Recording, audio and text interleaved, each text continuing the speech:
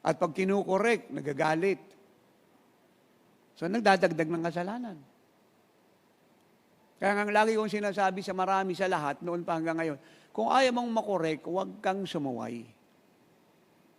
Kung ayaw mong ma-rebuke at madisiplina, huwag kang magkasala. Amen. Ganun lang kasimple yun. At kung gusto mong palaging makumen, di sumunod ka lang sumunod like Jesus.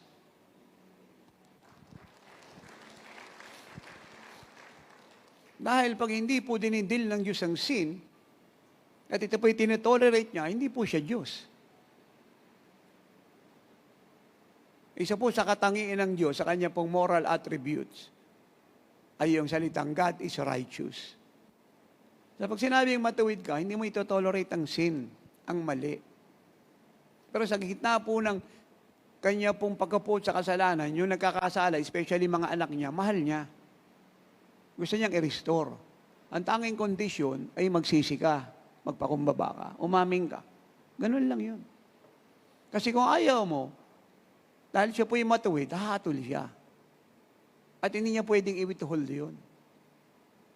Dahil mapapahiya ang pangalan niya. Amen. Nakita niyo yung prodigal son. Grabe kasalanan niya. Nilustay niya yung pera ng kanyang magulang. Ewan, nakiapit sa maraming prostitute sa ibang bansa. Nabuhay sa kalasawaan, kahalayan, sa vanity, luxury, unwise spending. Nung siya po'y naghirap na bumalik po siya sa kanyang senses. At siya'y tumingala sa langit, sabi, ako'y nagkasala sa Diyos at sa aking Ama. So babalik ako. So bago po siya nagpasyang bumalik, nagrepent siya. At yung kanya namang ama ay matagal na nag-aantay. Kaya kahit malayo pa po siya, yung ama niya po yung tumakbo at siya po ay sinalubong at niyakap. Yun po ang Diyos. Na kahit gaano kalaki kasalanan ng sino man, nandiyan siya para magpatawad. Inaantay kanyang bumalik. Especially may plano siya sa buhay mo. Si Jonah, di ba, hinirang ng Lord. Anong gusto ni Jonah? Lumayo sa will ng Diyos. O gumawa ng paraan para siya ilagay sa will ng Diyos. At minsan din natin nakita yun. Sinisisi natin yung kung sino-sino, pero gawa ng Diyos yun. Ang Diyos ang gumawa ng paraan para si Jonah makabalik sa will niya, sa tawag niya. Kasi kung hindi, Jonah will be destroyed. At hindi magpapaalam ang Diyos sa sino man kung papayag tayo sa gusto niyang kaparaanan. Pag-ibig niya yun. Kaya kailangan natin magtiwala sa Diyos at kilalanin yung kalikasan niya. Pag sinabi niyang, I have loved you with an everlasting love, so ano man ang kalagayan mo, ano man ang sitwasyon mo, ano man yung ginawa mo, maganda o mabuti, mahal ka niya. Ang kailangan mo lang, intindihin na pag may nangyari sa inaalaw niya, dinidisiplina ka niya upang ibalik ka sa tawag mo. Dahil yung pag-ibig niya sa iyo, walang hanggan.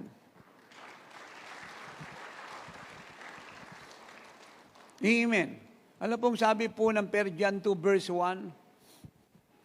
I write this to you, my little children. Yung sabi po ng apostle sa kanyang mga anak, that is Apostle John. Look to tatay and listen. I write this to you, my little children, that you may sin not. That you may sin not. Ang purpose ng sulat kong ito sa inyo mga anak ay para sabihin sa inyo, huwag kayong magkasala. That you may sin not. But if you sin, you have an advocate, the righteous Jesus Christ, the Son of God. Ayaw ng Diyos na tayo magkasala. Pero kung tayo nagkasala, meron pong remedy. Si Kristo Jesus, yung ating judge, yung ating lawyer, yung ating intercessor, yung ating savior, na sa pamamagitan ng kanyang buhay na binuwi sa krus ng Kalbaryo, dugong na danak, tayo po ay po pwedeng malinis sa ating kasalanan.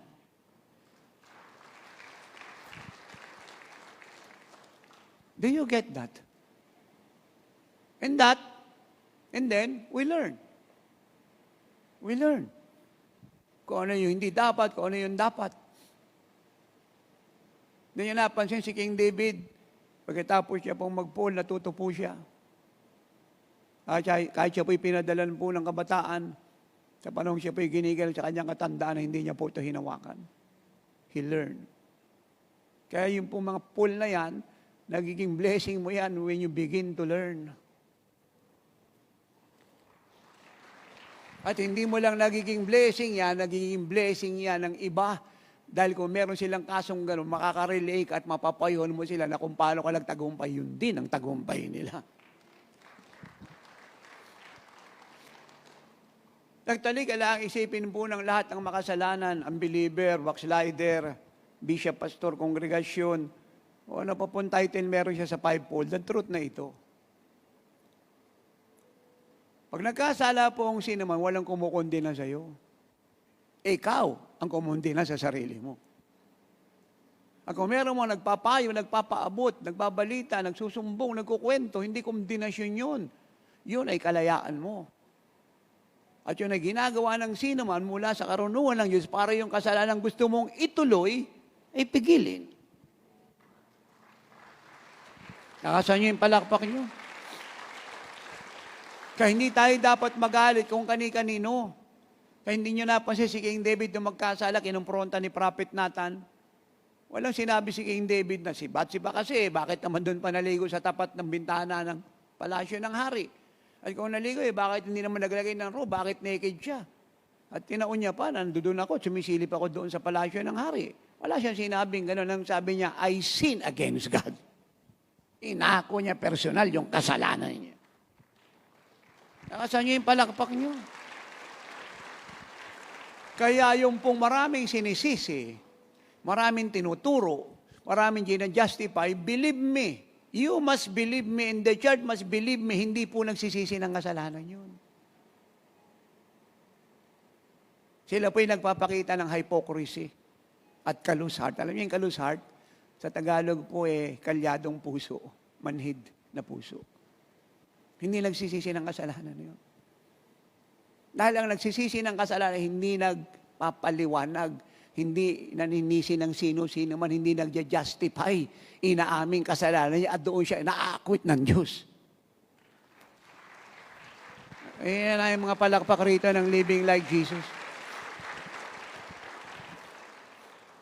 Naintindihan niyo po yun.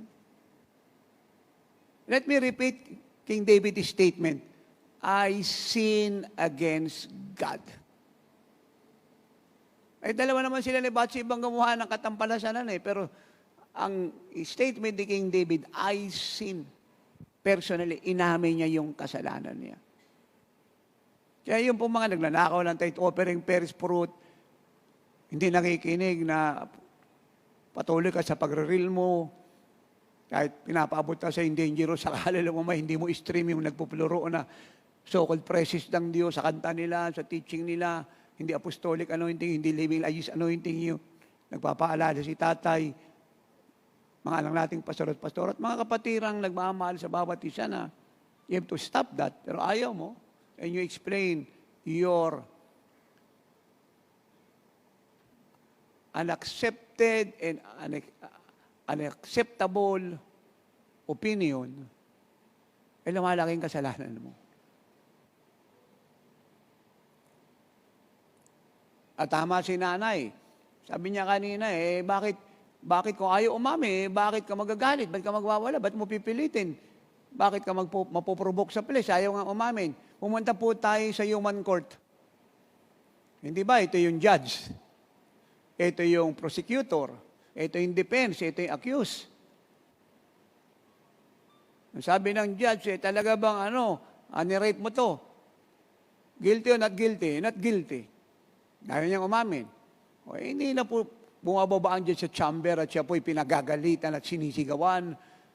At sinasabi, magsabi ka ng totoo. Lahat ng dokumento, dala ko. Lahat ng ebidensya, dala ko. Wala kayong mababasang ganun sa court hearing. Okay, sabi ng judge, okay.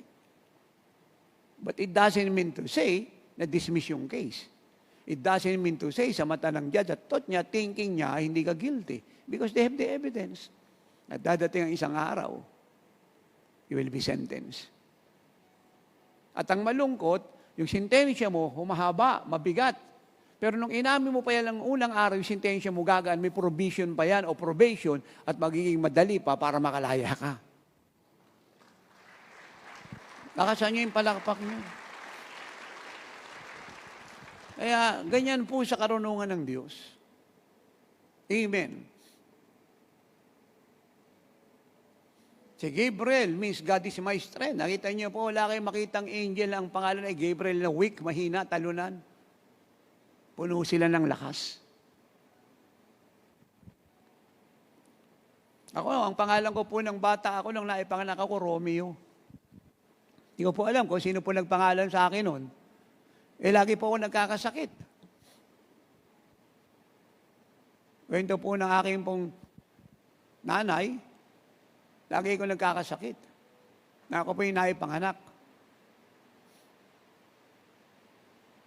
Buwan-buwan ako po yung may sakit. So, ang ginawa po ng aking ama at ng aking nanay, nag-decide silang palitan ng pangalan ko. Ginawang Renato. At kung titingnan niyo po yung pangalang Renato sa Latin, ang ibig sabihin nun, born from the heart of God. Born again, born of God, born from above. So, hindi naman po Christian ang ama ko noon at ina ko, pero dahil may plano ang Diyos sa buhay ko, pinakialaman niya yung pangalan ko. Napakaganda po nito. Uulitin ko ha. Hindi born again yung papa ko nung time na yan at yung mama ko, yung tatay ko at nanay ko. Pero dahil may plano ang Diyos sa buhay ko, bakit ako naisilang, pinakialaman niya yung pangalan ko, pinapalitan niya.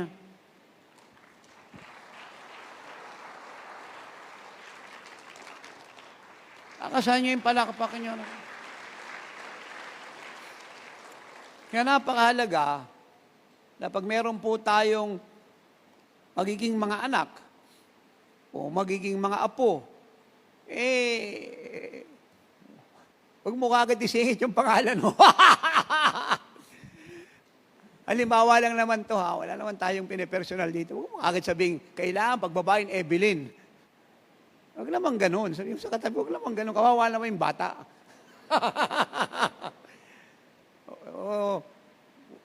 Hindi pa lumalabas lumabas doon sa sa pregnancy test, lalaki. Ayan, lalaki yan. Anthony. Huwag naman ganun. Maawa ka naman sa bata.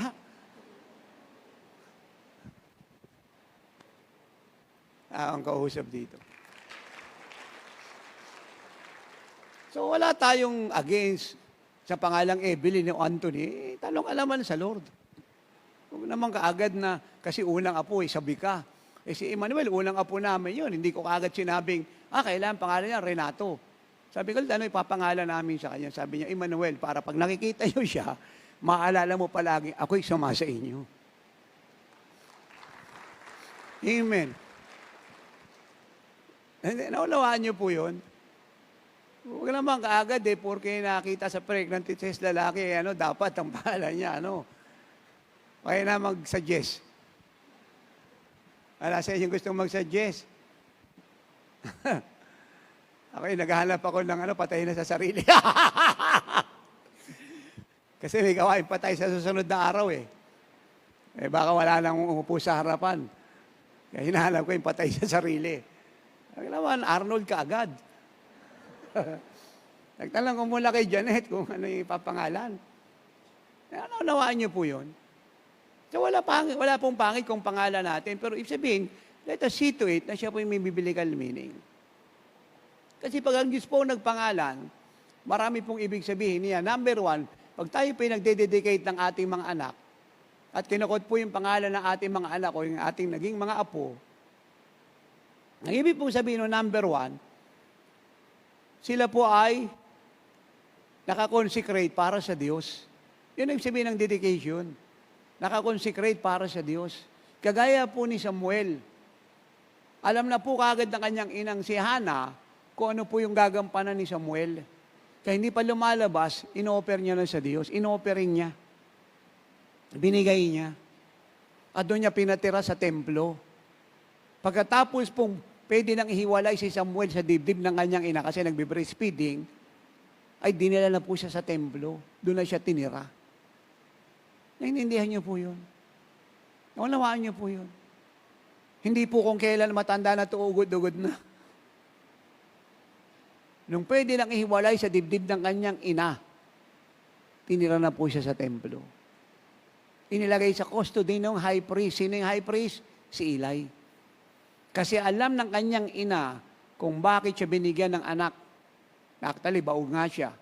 Kaya nga siya, pinipersecute ni Pininay, second wife ng asawa niyang si Elkanah.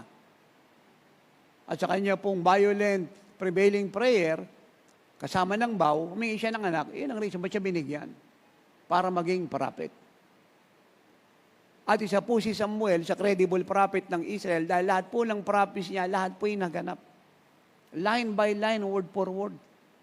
In fact, sa murang gulang ni Samuel, wala naman po exact age na sinabi ron, ano? Pero ang understanding ko po personally, wala pa po siyang 16 years old. Around 10 lang si Samuel up to 12. Yun lang po yung edad niya. And yet, alam niya na po na papapahamak si Eli at yung mga anak ni Eli. Sinabi na ng Lord sa kanya yung kamatayang mararanasan nila because they disobey God. Sa murang gulang. Hello. Kaya dito makikita natin, sa sinapupunan pa lang ng mga ina, ang mga bata ay hinirang na ng Diyos. At yun ang sabi ng Lord kay Jeremiah. Yun ang sabi niya kay Paul, the apostle. At pag sila'y lumabas na, sisimulan na po nating dalhin sila sa destiny nila. Hindi yung anak ka lang dyan ng anak. Sabi mo sa katabi mo, anak ka lang ng anak. Para kang camel. Gusto mo kambal pa. Hindi niyo po ako. Hindi po masamang anak ka ng anak. Kung kaya mo mga anak, anyway, ikaw naman sinisisaryan eh. Pero dapat may naintindihan ka. Hindi lang yung kaya mo siyang pakainin, kaya mo siyang pag-aralin, kaya mo siyang alagaan, kundi may naintindihan kang pag-aari siya ng Diyos. Vessel ka lang. Again, kung bakit binigyan ng Diyos ng anak, si Zechariah at si Elizabeth, sa katandaan kasi may plano ang Diyos. Kailangan lang may maghanda ng daan ng Panginoon. At yun nga si John the Baptist, ang forerunner that was prophesied by the prophet Isaiah. In Isaiah 40, verse 3 pababa. He will prepare the way of the Lord. Forerunner po siya ni Jesus. Kaya bago dumating si Jesus, si John the Baptist, nauna na. At siya po yung nagbabautismo sa mga Hudyo para sa kapatawaran ng kanilang kasalanan sa Jordan. Pero wala acceptance kasi ala pa ang Lord. Kaya nung dumating si Apostle Paul sa Ephesus, tinanong niyo sila kung sila nakatanggap ng Holy Spirit. Acts 19:1 hanggang 7, nung sabi nila, hindi nga namin alam na may Holy Spirit. Ano bautismo yung tinanggap nyo? As Paul. Yung sabi nila, yung bautismo ni Juan Bautista. Tama yun ay bautismo para sa pagsisisi ng kasalanan. At sila ay pinatanggap ni Paul. At nagkamali naman po yung atin po mga mahal na mga Juanes na ito raw po ay baptizing in the name of Jesus. Water baptism daw po yun eh. Hindi water baptism, yun po acceptance. Kasi hindi pa po pwedeng tumanggap ang mga tao nung panahon ni John the Baptist dahil ang Lord hindi pa nag-glorify, buhay pa siya. At wala pa rin dadating na Holy Spirit kahit andyan ang Lord dahil hindi pa po siya nag-a-ascend sa glory. Amen. Kaya dapat maunawaan nyo ng ating mga mahal na mga Juanes na hindi yun water baptism. Yun ay acceptance. Pinatanggap sila ni Apostle Paul kay Jesus. Kasi ang tinanggap lang nila baptism of repentance. Wala acceptance sa Lordship ni Christ. At pagkatapos silang tumanggap, binautismuhan sila ng Panginoon through Apostle Paul sa pamagitan ng pagpatong ng kamay sa Holy Spirit at lahat sila nagsalita ng iba't ibang wika. Intindihan nyo po yun. Naunawaan nyo po yun.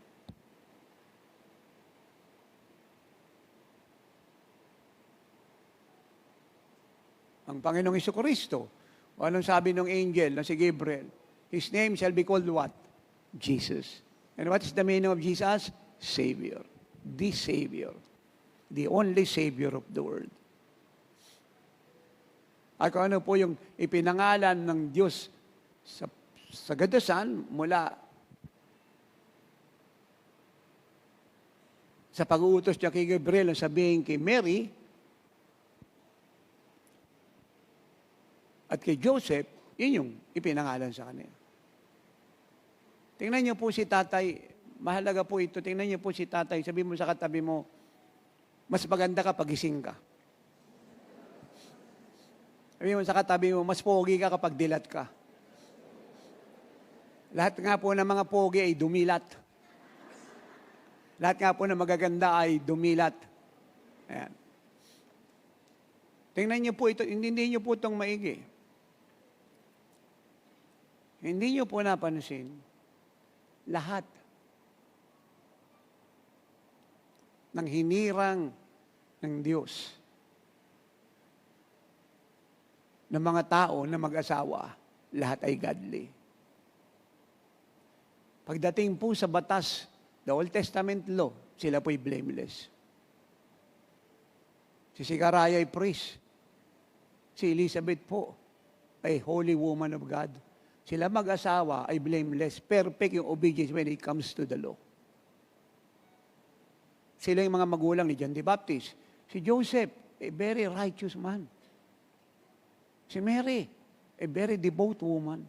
Holy. Perfect when it comes to their obedience to the law. Amen. At hindi lang po yun ang katangian nila, sila po ay sumusunod sa will ng Diyos. Kung ano sinasabi ng Diyos, sinusunod nila. So, ibig sabihin, yung pong mga magulang na hinirang ng Diyos, kagaya ni Zechariah, ni Elizabeth, ni Mary, ni Joseph, ay masunurin sa Diyos. Na kung anong sinabi ng Diyos na ipangalan, yun ang ginawa nila. At pinalaki nila yung kanilang mga anak alinisunod sa batas ng Diyos na kinabuhay nila. Dahil naintindihan nila. Sabi mo sa katabi mo, ang pogi mo, pagising ka. Sabi mo sa katabi mo, lakasan mo, kasi pumapangit siya, hindi ka naririnig eh. Lakasan mo para manatili siyang pogi kasi pumapangit siya. Lakasan mo. Naintindihan niyo po yun. Dahil naintindihan po nila, ang may-ari ay ang Diyos. At may plano ang Diyos. At mananagot sila sa Diyos. Pag ang mga batang ito, nabigay ng Diyos para alagaan nila, pamahalaan nila, ay hindi nakarating sa tawag ng Diyos. At isa po yung sa privilege, responsibility nating mga magulang. Hindi po sapat na kakagaya natin ating mga baby, o kamukha ka ni Bilin, kamukha ka ni Badong. No! Amen. Cute-cute mo, Mirna the second. No! Cute-cute mo, Anthony the third. Mas lalong no! Naintindihan niyo yun? Naintindihan natin. Naunawaan ni Joseph at ni Mary, yung batang karga nila, ay Savior ng mundo. Naunawaan ni Ana na yung babyng hawak niya ay prophet. Ay, naintindihan niyo po ako. Naunawaan niyo yan. This is so good to hear. At di nyo napansin yung mga sponsor, hindi shallow. Walang bakla at walang tomboy na sponsor. Walang dalawa asawa. Walang backslider magnanakaw ng first fruit tithe offering at chismosa. Matigas ang ulo, masuwayin. Ang sponsor, puro spirit-filled. Sino po si Simeon? Ang sabi sa Luke 2:25 hanggang 36 si Simeon, o hanggang 35 si Simeon ay righteous, just, devoted, consecrated, committed, dedicated, obedient to God, at higit sa lahat, spirit-filled. Puno ng Holy Spirit. Kaya dapat ito yung sinusunod na panuntunan ng body of Christ, hindi yung kung sino mayaman, kahit ang believer, politiko, kukunin niya. Paglapastangan sa Diyos yun. Yung pinag-uusapan dito, hindi pera, kundi karakter. Personality. Si Ana, sino si Ana? Unang mabiyuda, ayaw na mag-asawa, nag-consecrate ng buhay sa Panginoon. Sa katandaan, nag-aayun at nananalangin. Puno ng Holy Spirit, holy. Nabuhay para sa Lord. Yun po yung witness. At pareha silang dalawa kinahalong si Jesus. At pareha sila nabigay ng prophecy. Dahil alam nila itong batang ito, by revelation of the Holy Spirit, ang Messiah.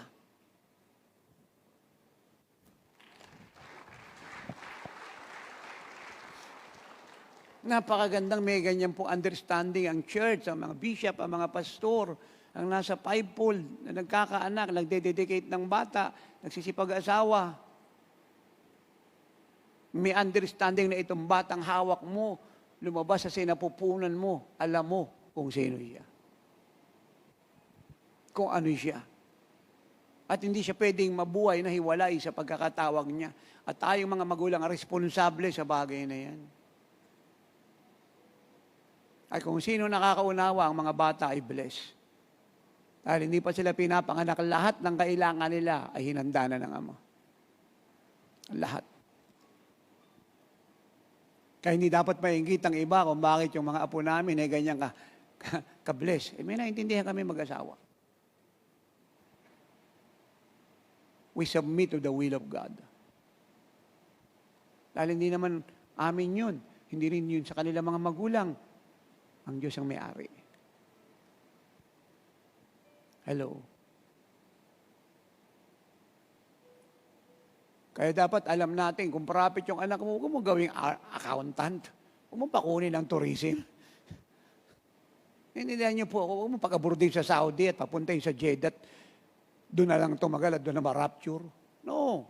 Huwag mo puntahin ng Japan, Amerika. Wala pong masama sa ibang bansa.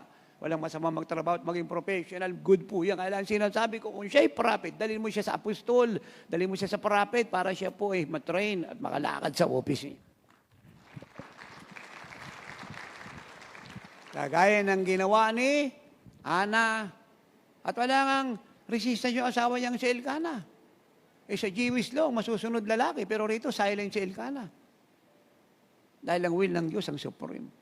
Binitbit si Samuel, iniwan sa custody ng high priest para i-train. Intindihan niyo po yun. Tapos po yung dalawang kamay ng kausap ko rito. Anong nangyari ngayon sa mga sa mga lolo't lola? Oy, dito ka, kamukha ka ni Evelyn, dito ka.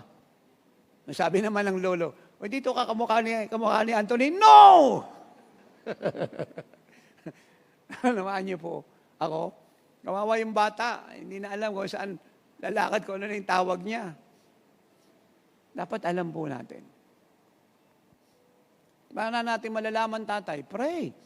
Ask God, Lord, ba't mo binigay yung babying to? Anong purpose mo? Kasi hindi yan bunga ng pagmamahalan niyo, bunga ng plano ng Diyos yan. Naintindihan niyo po ako. Hindi niyo napansin, kahit minsan yung mga anak niyo nag-agaw buhay, nagkasakit, binubuhay ng Lord. Because He has a plan. Anong plano mo? Ba't mo binigay ang baby na ito born from your heart? Anong plan mo? At pag sinabi niya, dali natin siya roon. At sa murang gulang, ginagawa na natin silang man of God at woman of God. Hindi kung youth na, nag-backslide na, nanlamig na, naago na ng edukasyon, ng profession at ambisyon patungkol sa bagay ng mundo. Pwedeng ibalik, pero it's a long battle. Sabi ng Bible, train a child the way they should go, and when they are old, they will not depart from it. So, ang benefit po, pag tinrain mo sila sa murang gulang, paglabas pa lang sa womb ng mother nila, at nagkaisip, inorient mo na yan, dinevelop mo na yan, kahit sila'y tumanda, saan man sila magpunta, dala nila yung naitanim sa kanila. Kaya kung itinanim mo rito ay living like Jesus teaching, kahit tumanda sila, yun yung magiging buhay nila. At ano man ang mangyari sa mundo, ang dami maitapo ng diablong wrong theology, at so-called biblical teaching na ever-increasing grace. Now, hindi ko narinig yung teaching na ever-increasing faith, ever-increasing obedience, ever-increasing power, ever-increasing glory, ever-increasing death to self, or ever-increasing grace. Dahil talamak sa kasalanan yung kanilang pinapastoran. Hindi man po lahat, but majority, kaya puro grace, ever-increasing, because the more we sin, the more grace abound. Intindihan niyo po ako.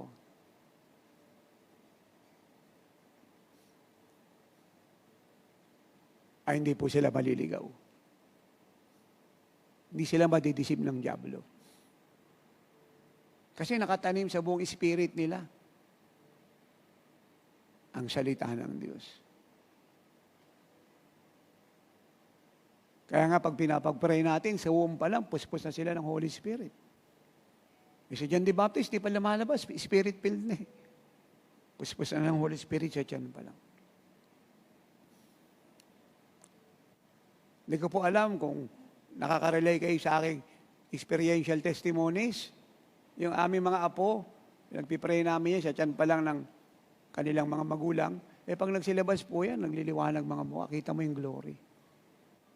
Kaya nung una pong lumabas si Emmanuel noon, ay talagang gusto naming makita sa ospital, kahit di mo mahawakan, may salamin, kita ko yung glory. Tapos sumunod si Zion. Tapos si Prince, si Princess, si Hadassah. Talagang paglabas, gusto naming makita. Kahit busy kami ni nanay, punta kami hospital. Layo pa kami, kita namin yung mga apo namin. Nagliliwanag yung mukha. Hindi na namin pinag-uusapan ni nanay kung kaninong kamukha. At lalong hindi kami nakikinig kung sino sabi ng aming anak at mga manugang kung sino sa kanila yung kamukha. Ang sabi namin, si Jesus kamukha niyan, tabi kayo. Importante, puno ng glory ang batang yan. Kasi sa tiyan pa lang. Naintindihan niyo po ako. Na-dedicate na sa Lord. Napakaganda po nito. Sabi mo sa katabi mo, mararapyor ka sigurado pag inulit-ulit mo itong teaching na to. Yan, kaya yung gusto pong marapyor ng sigurado, ulit-ulitin to. At lahat ng nandiyan dyan ay magsabi ng malakas na, Amen. Palakpakan natin ang Diyos. Nainawaan niyo po yun?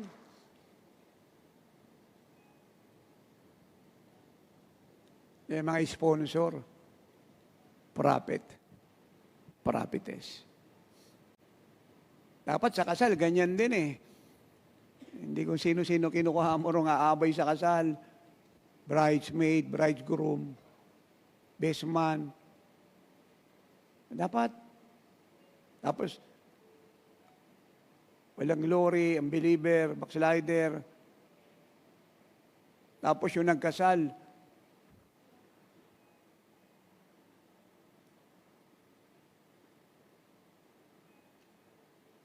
kahit nga elder, kahit nga deacon, hindi qualified, minister pa ng marriage.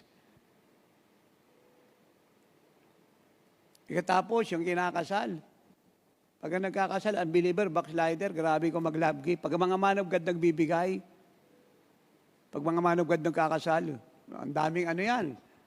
Alam niyo, ibig ko sabihin, madaming waste tears. Tatay. Okay, sobre. Tatay. Salamat sa buhay mo, tatay. Ba't di kayo nakaka-relay? Ulitin ko yung senyas ko, ha? Hawak yung sobre. Tatay, salamat sa buhay mo. Daman-daman namin presence ng Lord, tatay. Tatay, salamat sa buhay. Tapos yung dalawang kami rito na may wisdom at sensitive. Kaya nung feeling mo, tatay, di nakikinig. Dahil tinuruan ako ng teacher ko sa elementary pag may nagsasalitang makinig. Amen. Salamat po talaga tatay. At pag nakita ko po yung oras, mahaba na, ibibigay mo ba yun o hindi?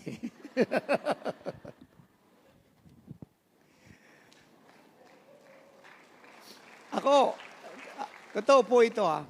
Ako kahit walang love gift, nagkakasal ako. Kasi tungkulin ko sa Diyos yun eh. Pero kung may naintindihan po ang lahat, grabe blessing.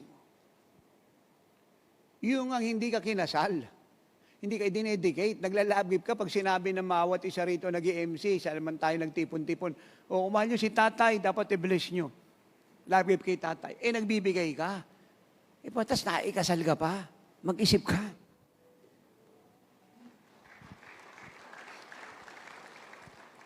Na-dedicate ka pa. Mag-isip ka. Hindi tayo after sa pera, ang after tayo makaintindi kayo. Grabing blessing yun na mismo. Pag dumating sa gastusin, daang-daang libo. Yung isa pa nga naikasal, no, grabe, million mahigit. Tapos na nag-love gift, 10,000. Ako hindi ako after sa 10,000. Ang after ako yung naintindihan ng mga anak ko yung principle. Bakit pagdating doon sa ibang bagay, grabe tayo gumasta? Hindi kayo naging mag-asawa kung walang minister.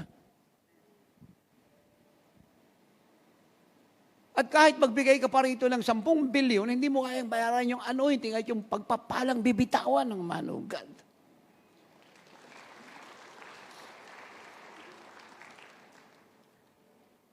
Kaya nga napakapalad ang naikakasal na kami ni nanay at ni tatay nagkasal. It's not money. It's the precious, settled in heaven forever, pronounced blessing. Kaya nga huli kong kinasal sa Tagaytay. Oh, grabe yun. Nung nilagay yung cord, bumagsak yung glory ng Lord, napuno ng glory yung lugar ng pinagkasalan. Yung ating mga anak na kinasal natin, talagang napuspos, nag-weeping. Parang convention yung kasal, parang anniversary. Bless lahat. Yun yung pagkakaiba nun. Sabi mo sa katabi mo, walang pera ang pwedeng ibayad sa anointing. Walang pera ang pwedeng ibayad sa glory. Patay na si Elisha, yung anointing bumubuhay pa ng patay. Wala si Apostle Paul doon sa lugar na kung saan maraming may sakit karamdaman, yung panyo lang na naidampi sa katawan ng apostol, dinala sa mga may karamdaman nung dumikit ito sa katawan nila, yung poses lumaya, yung bulag nakakita, bingi nakarinig, yung pilay lumakad, yung ketong luminis. Marami pong nagpapakamatay, makamayan lang yung presidente, harit emperador kahit na 30 seconds. Pag nakausap ka ng tatay, 30 minutes o 1 hour, o nabigyan ka pa ng pagpapala, lumuksa ka, magala ka, magpasalamat ka, magpuri ka, magpakatapat ka sa Diyos, maglingkod ka sa Kanya. Ayun ang pumalakpak mga tao rito. At pag natanggap niyo po yung revelation mula sa langit na binigay ng Lord sa akin, pagpakalalim ka sa pamumuhay kagaya ng pahindalan, tinanggap mo kayamanan sa langit na i-enjoy mo habang panahon. Oo, pinakinggan mo sa lupa, pero dadaling ka nito sa langit, sa kaharian ng Diyos. At hindi ka titingin-tingin doon sa langit na parang nananaginip ng gising na, akin ba itong mansyon na to? Iyo yan. At huwag kang magtaka na may escort ka, angel. At huwag kang magtaka kung basahan ka ng mga angel ng gantimpala dahil sa aral ng tatay na andyan ka, tatanggap mo yung gantimpala sa langit kasi nag-impo ka ng kayamanan sa langit, hindi sa lupa. Nakasan nyo yung palakpak nyo. Naunawaan nyo po yun. Tapos po yung dalawang kamay ng kausap ko rito. Nakakalungkot. Dapat hindi po ganun kamangmangang church. Wala silang pagpapahalaga sa anointing. And who is the anointing? He is the third person of the Godhead, the Trinity. Sino po yung bumubuo po ng Trinity? God the Father, God the Son, and God the Holy Spirit. The anointing is God the Holy Spirit. Na walang ginawa si Jesus kahit ano at wala siyang magagawa kahit ano nang wala ang Holy Spirit.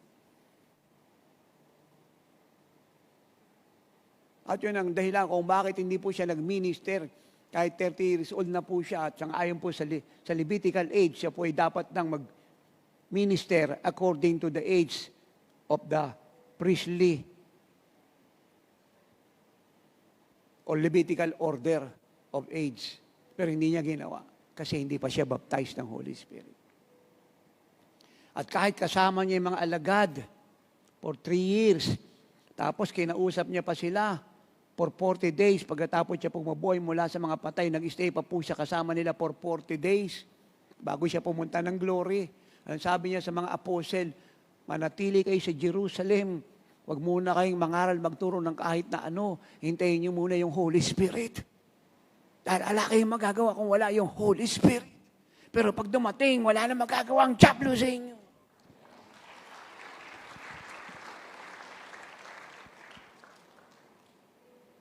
At once na nag-sign na ang tatay sa kasal o sa dedication, Huwag nyo lang tingnan yung pirma ko o yung ballping tumatakbo. Tingnan nyo yung anointing nag-seal ng naganap. Nakasaan nyo yung palakpak nyo?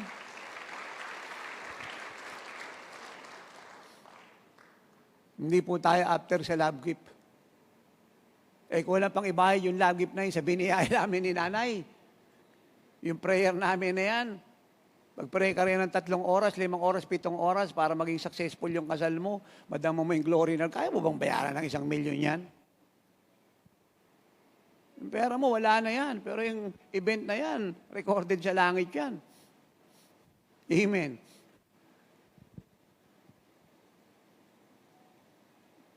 Tapos nakakalungkot, minsan, ang una pang ini-estimate sinasalubong doon yung mga bisita.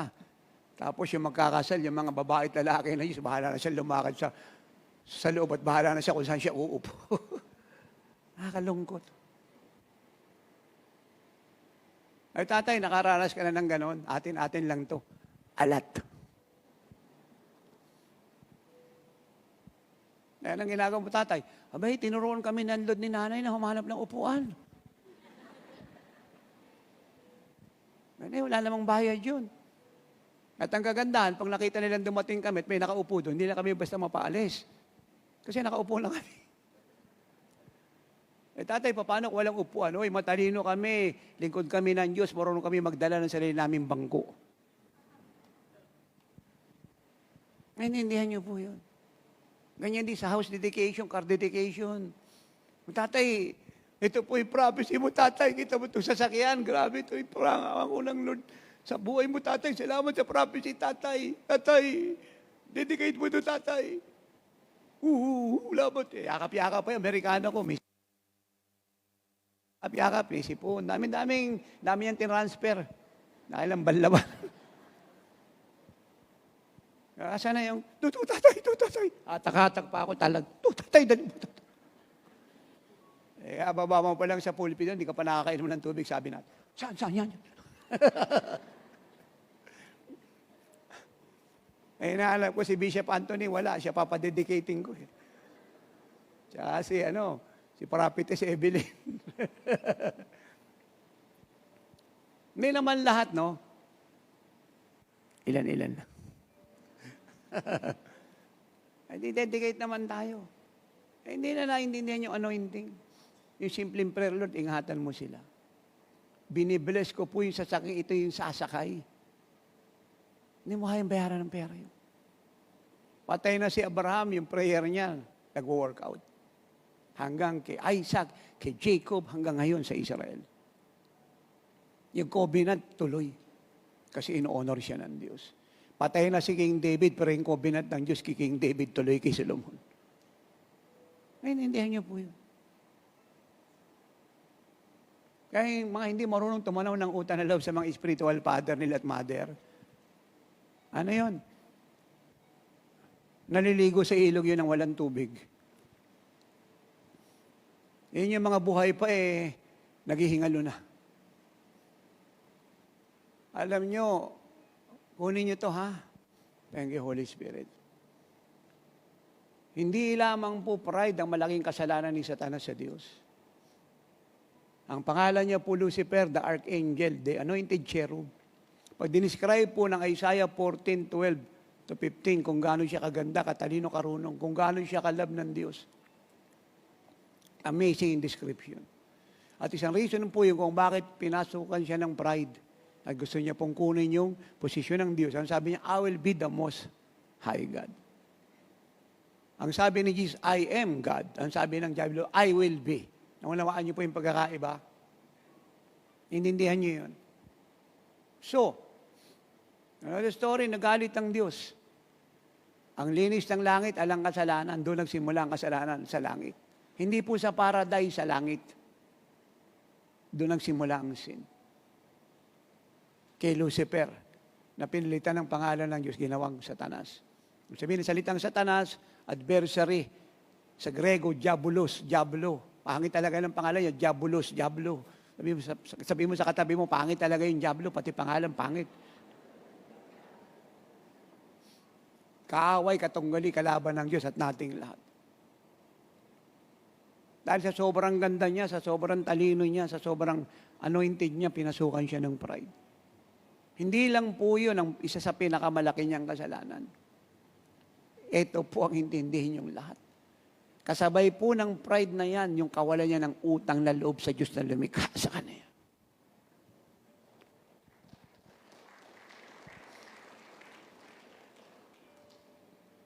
Intindihin niyo po sinasabi ko. Dapat ang ginawa niya, hindi inagawang pwesto ng Diyos na hindi niya pwedeng agawin. Hindi siya dapat nag-ambisyon na maging Diyos. Dapat ang ginawa niya ay nagpasalamat sa Diyos na siya inanoint, ginawang maganda, pinarangalan, binigyan ng pagkakataong sumamba sa harap ng Diyos at pangunahan ng choir sa kalangitan. Imbis na magpasalamat, nawalan siya ng utang na loob. Hanggang ngayon, principle po yun. Ano sabi ng mga ninuno natin noon? Mga apo, pakinggan nyo si lolo, si lola. Ano po, naalala yung sabi ng mga lolo nyo at lola? Tas, wala kayong lolo at lola? Tapos po rito yung kamay ng walang lolo at lola. Tapos po yung kamay ng meron. Ako, konti lang. My God. Lord, paano sila nagsulputan sa mundo? Kaya riyan, sa Zoom, sa live streaming, taas dito yung kamay ng may lolo't lola, pakiwave yung kamay nyo. My God! Yung iba, walang lolo't lola.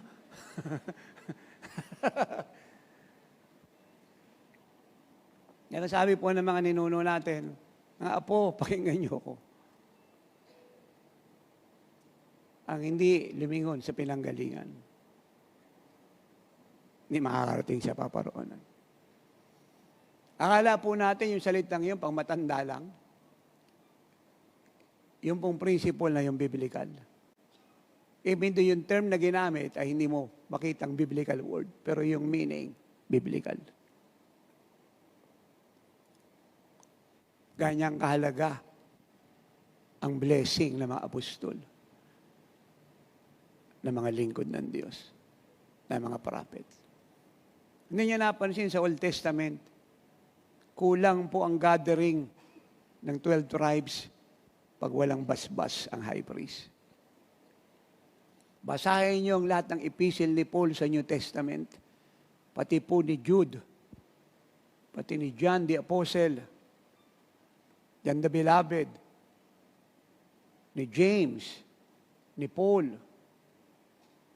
Basahin niyo. Lahat may benediction. Hindi nagtapos ang anumang epistle nang wala ang basbas ng mga apostol.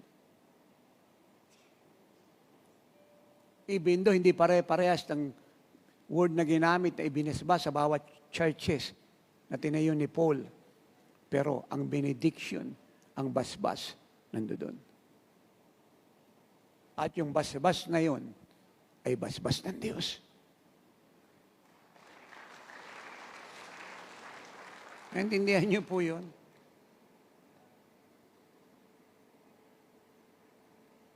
Kaya nga lagi si nanay nagsasabi, pwede ka bang pakialaman yung kasal na yan? Sabi ko, kung papayag silang pakialaman, dapat.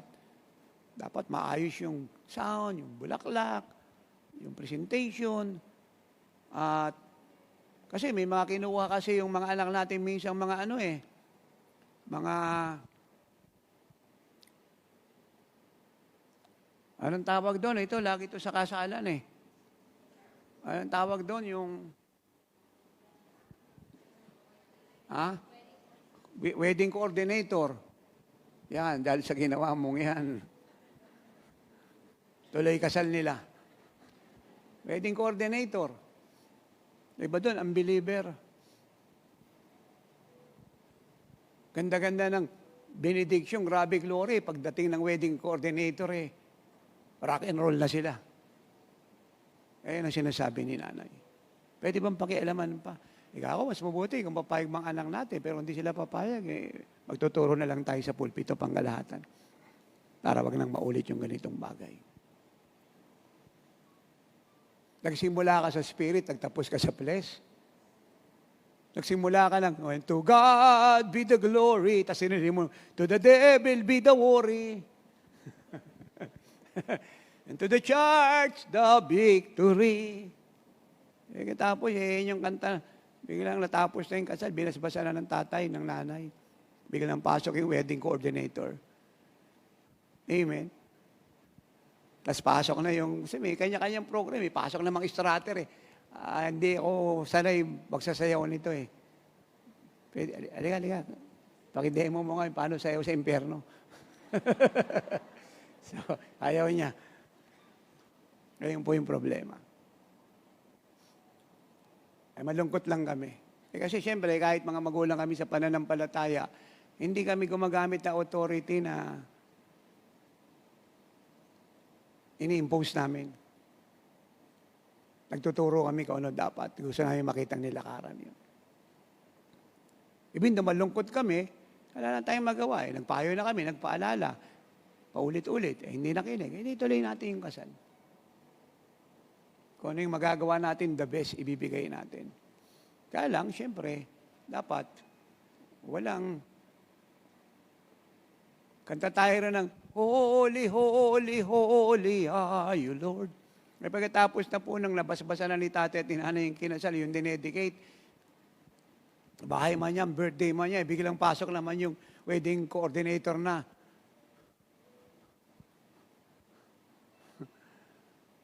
Nung isiniilang ka sa mundong ito.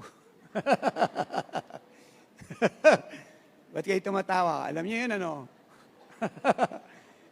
Nung isiniilang ka sa mundong ito, nagkagulo ang impyerno.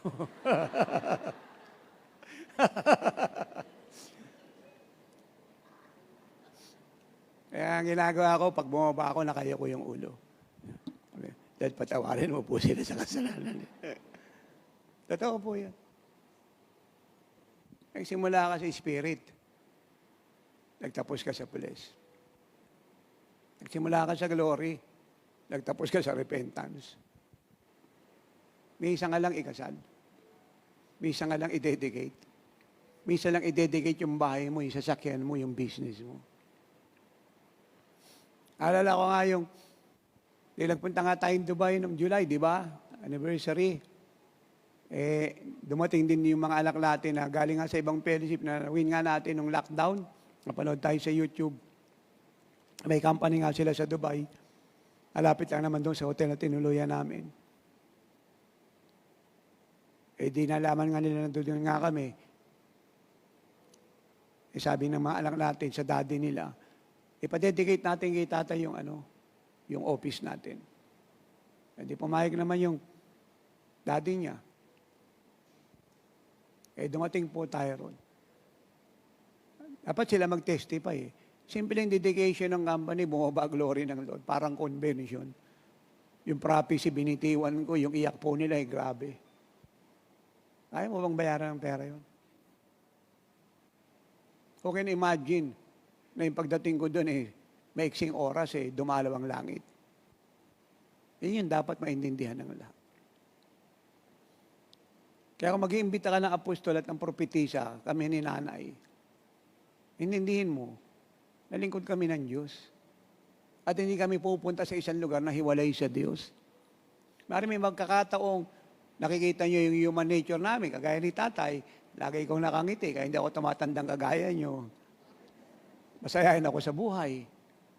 Kaya lagi kong laging maliwanag mukha ko, wala akong pimple kasi masayahin ako. Hindi kagaya nyo, malungkutin, kaya tad-tad kayo.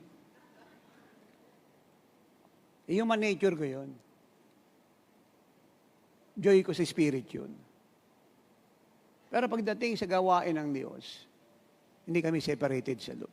In fact, kahit ka natutulog kami at kumakain, hindi kami hiwalay sa Lord. Isang araw, nakaupo lang ako. Dinalaw ko ng Lord, yung palahaw ng iya ko kagaya na narinig nyo rito. Sinabi niya sa akin kung ba't niya pinaparangalan ng sino man. Even though kinakausap niya, personal ako. Kaya nilalagay ko sa kontekstong para sa inyo.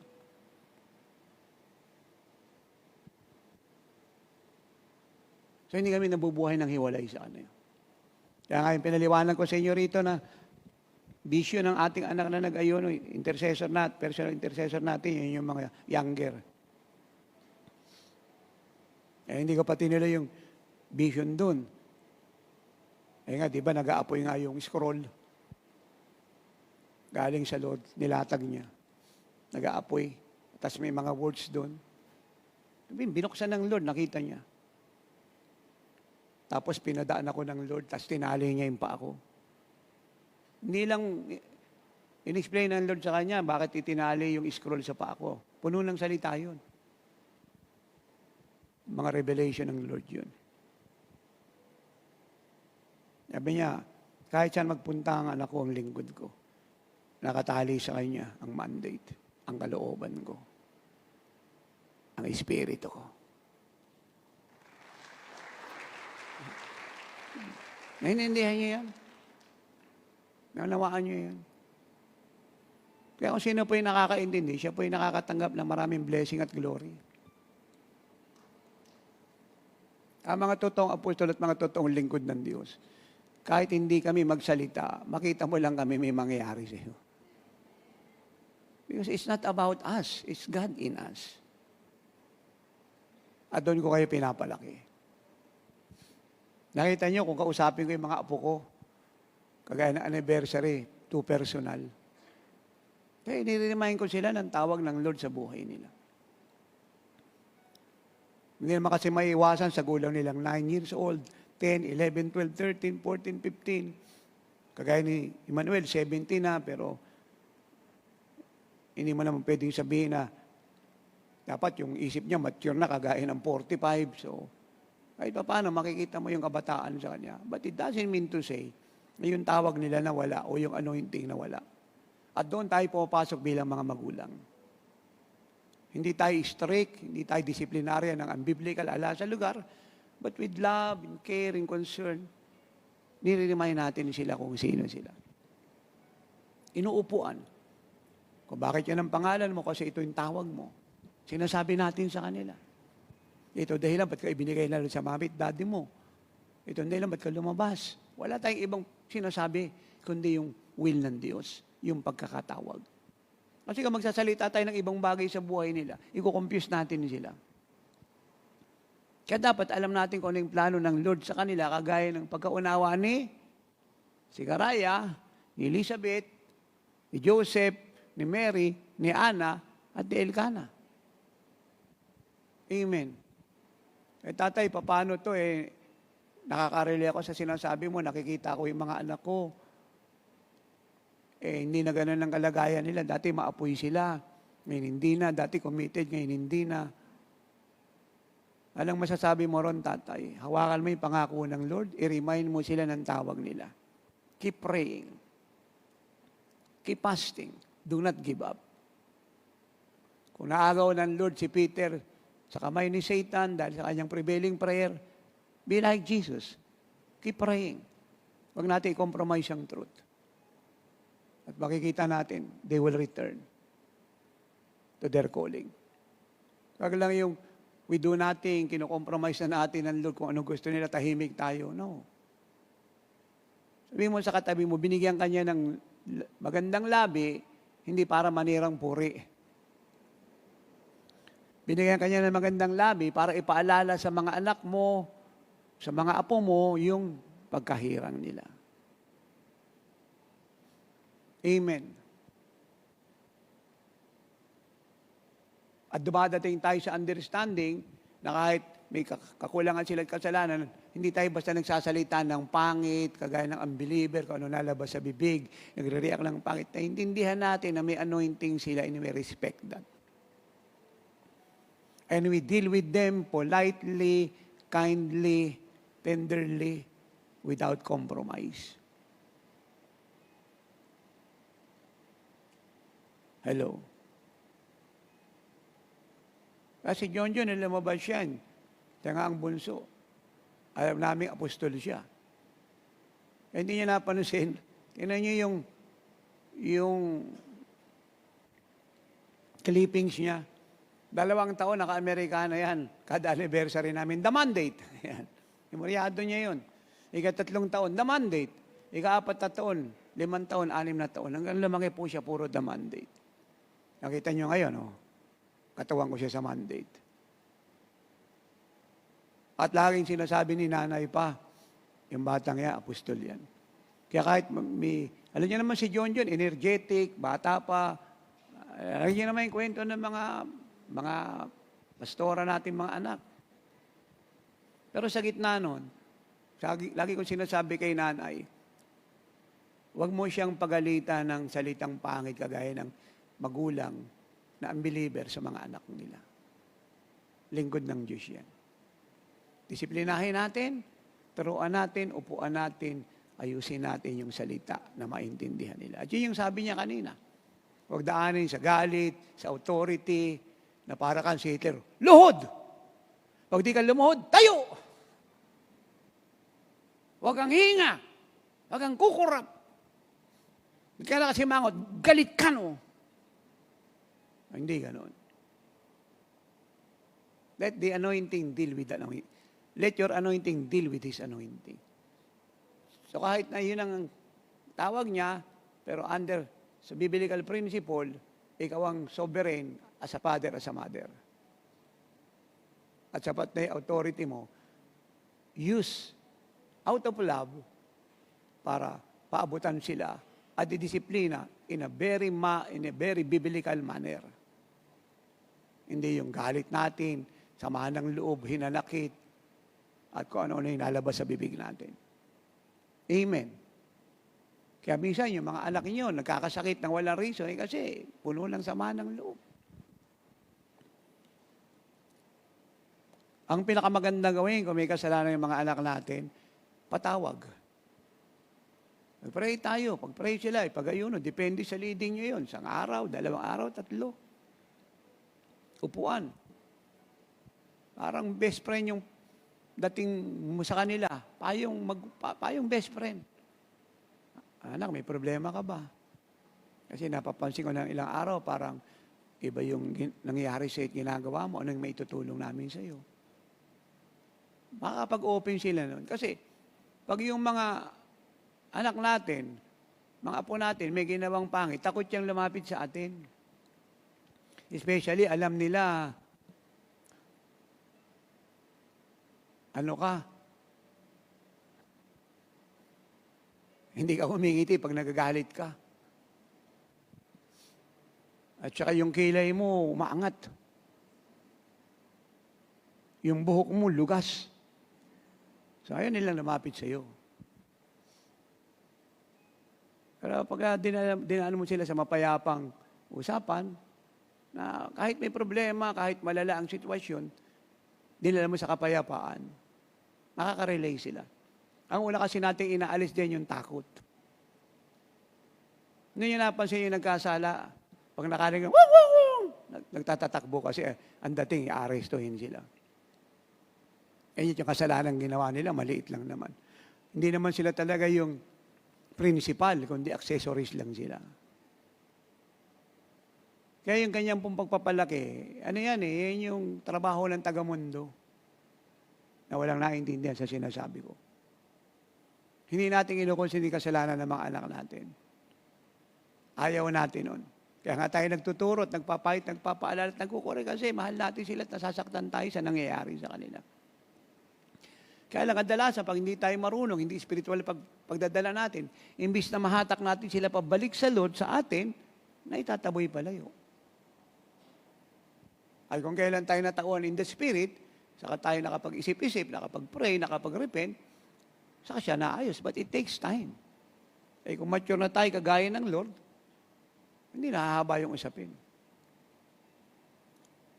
Eh tatay, hindi ko naramdamang parang mahal ko pa siya kasi puro sama ng loob yung ginawa niya eh. Nasaktan ako ng gusto. Minsan sumasagot siya. Anong dapat gawin? Hingi mo ng tawad yung hinanakit mo. Yan ang number 1. Ikalawa, patawarin mo siya. Ikatatlo, mag-pray ka sa Diyos na punuin ng Diyos ng pag-ibig yung puso mo. Pag naramdaman mong, damang-damang mong mahal mo na siya, pumayapa ka na sa kontrol ng Holy Spirit, then that is the time to talk to them. Huwag yung galit ka, susugod ka. Kasi pag sumagot talaga sila, iba yung mangyayari.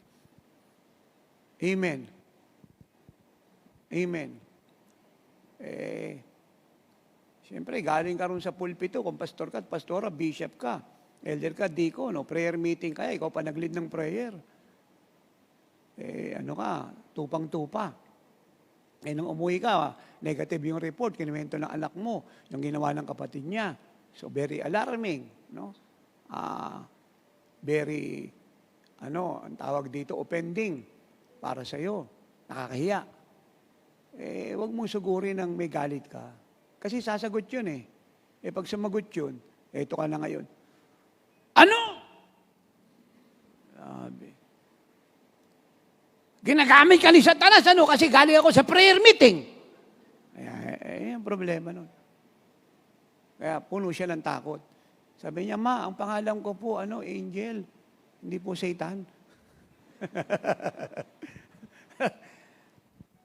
Gano'n niyo po yun. Naintindihan niyo yun. So, it's time to learn. Hindi naman tayo kasi naguguro, malibang meron tayong binabago. Huwag niyo kakalimutan ang purpose ng pagbabago. Number 1, because God is moving. Number 2, that is a part of our maturity. Ika-3, to make sure the blessings of God in our life. Ika-4, we don't allow the devil na gamitin yung pangyari para lalong palakihin yung problema. At ika-5, in this world, we are like Jesus.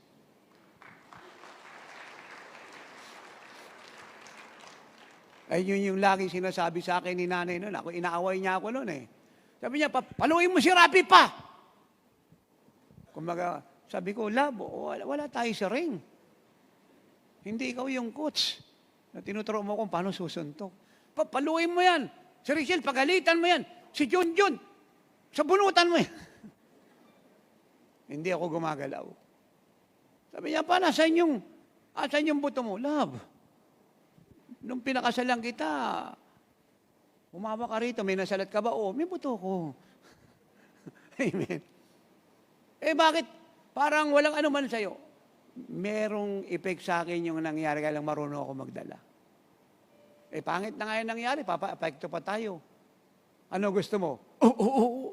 Pili ka. Gusto mo bang, ayoko. Hindi, ganito lang gawin natin. Ayaw mo pala, Siyempre, pag sumamalo mo, di ka riyan. Ang kausap dito.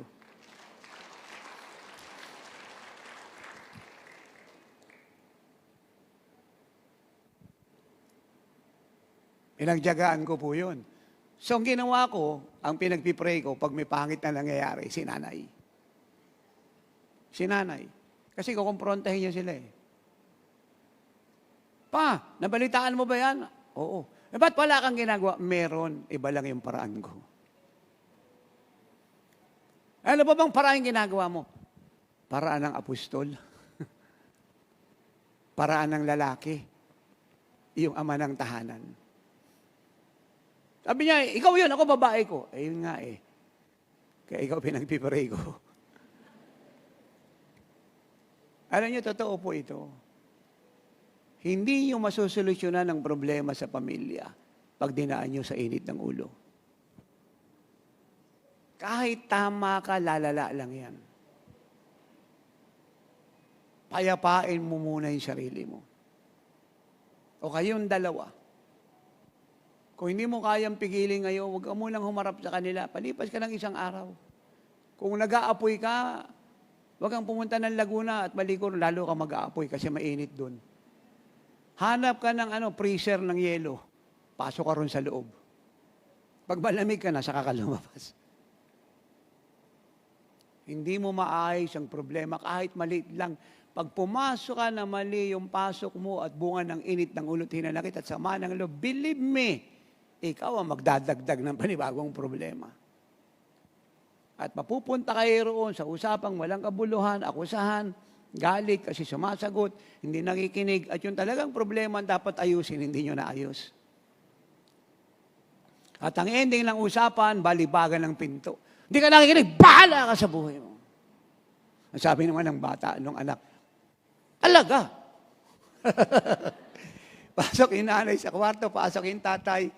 Sabi niya, saan kayo pupunta? Sabi mo, bahala kami sa buhay namin. Taas po yung amay na nakaka-relate sa sinasabi ko. Totoo po yun.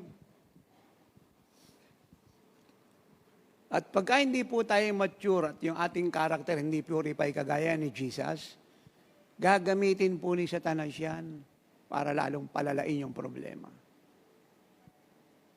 At na-discovery po namin ni nanay sa tagal ng panahon, 38 taong marriage counseling, lahat ng klase ng counseling. Pamilya, apo, asawa, anak, nagtahanan, sinakal, nagpasakal. Lahat na po ng klase. Ang may dalang kaguluhan na gustong-gusto ni Satan gamitin at talaga nagagamit ang hindi nila alam ay yung immature. Hindi spiritual. Iba ang mind, hindi mind ni Jesus. Iba yung compassion, hindi compassion ng Lord. Iba yung character, hindi character ng Lord. Nagdag problema po yun. At na-discover namin ni nanay na yun po yung nagpatagal ng problema. Dahil pag pinag-aralan namin yung problema, napakasimple lang. Wala pang 30 minutes, tapos na siya. Umabot ng taon. Dahil yung nagsipag-ayos ng problema, hindi nag-mature. Ang pinairal, yung damdamin, yung galit, yung ako yung tatay, ako yung nanay, ako yung nakakatanda. Huwag kang sasagot! Pagkatapos ng tinanong, ayaw sumagot. Ba't di ka sumasagot? Awawa po yung... Ulitin natin ha, sabi ng magulang, galit eh. Sabi nung yung tatay, na wala na sa spirit.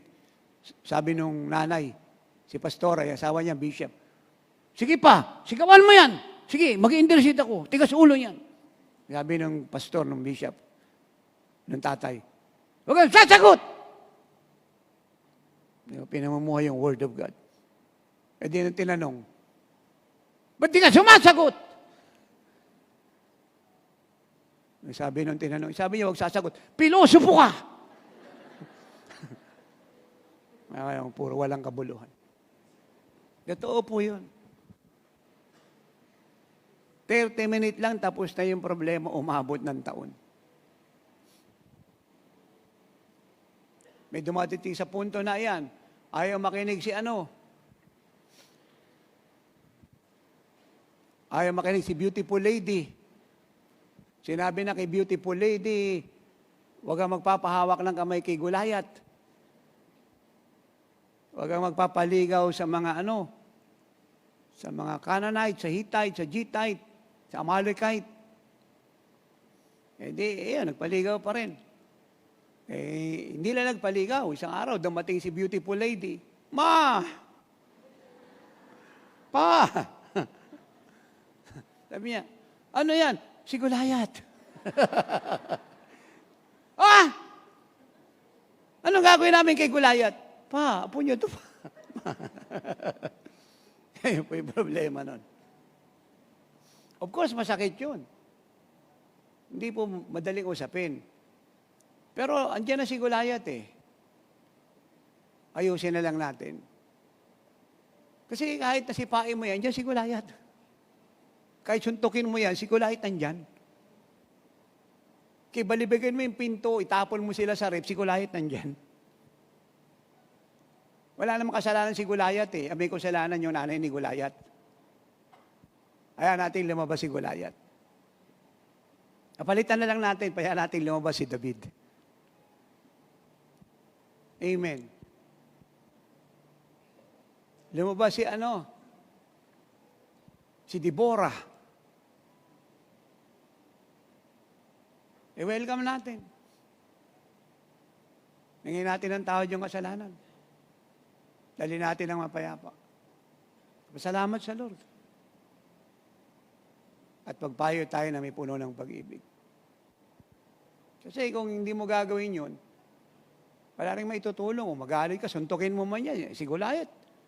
Andiyan na eh. Ay, sorry, si Goliath. Si David, andiyan na. Walang may gusto na walang natutuwa. Kaya lang nangyari na siya eh. Bakit mo papapahirapan sarili mo? Ayusin mo na lang siya ng mapayapa. Amen. Amen. At kung saan sila nagkamali, upuan mo, turuan. Tulungang makabangon. Patawarin. Tulungang makabangon. Hindi ba ganyan ang ginawa ni Jesus sa atin? Hindi tayo nangunsinti, walang natutuwa. Kaya lang para hindi madagdagan yung tagumpay ni Satanas, kailangan nating mabuhay sa pag-ibig. At kausapin yung ating anak ng mapayapa, nakaka-relate na siya ngayon sa sitwasyong mali. At yung pag-ibig natin sa kanya, yung acceptance sa gitna ng kasalanan niya, ang magiging daan para siya mabago. Yun ang ginawa ni Jesus sa atin. Amen. Where are we today kung hindi niya tayo tinanggap? Where are we today kung hindi niya tayo pinatawad? Where are we today kung hindi niya tayo sinamahan? Walang may gusto nun. Kaya lang, pag nangyari na siya, wala ka nang magagawa, kundi ayusin kung anong mabuti. At yung alang-asala na wag mong idamay. Amen. Taas pa yung dalawang kamay ng kausap ko rito. So yan.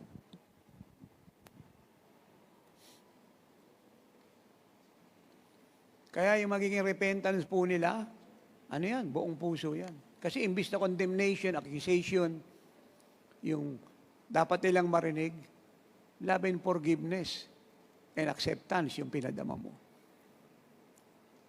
Kusa sila magsisisi. Kusa po silang magbabago. Kusa po silang magpapakumbaba.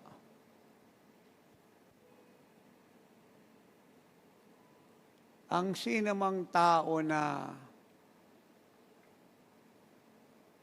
nangangailangan ng kalayaan o deliverance sa English, pag itinaboy mo siya, hindi mo siya matutulungan. Kung gusto mo siyang lumaya, huwag mo siyang palayasin. Dahil yung espiritong nagbilanggo sa kanya, pag wala na siyang covering at ala ng proteksyon, dadagdagan ni Satan yun. At magiging worse pa siya sa kalagayan niya ngayon sa mga susunod na araw at panahon. Yun yung love eh. Patience. Naunawaan niyo po ako. Kaya, teach them the way they should go. When they are old, they will not depart from it. At bahagi po ng pagtuturo natin sa ating mga anak, sa ating mga apo, ay yung ehemplo ng buhay natin. Kasi hindi naman dinisciple ni Jesus yung mga apostol, yung mga alagad na hindi niya in-example ang buhay niya. Ang sabi niya, the works that I do, you shall do also. Hindi niya sinabing,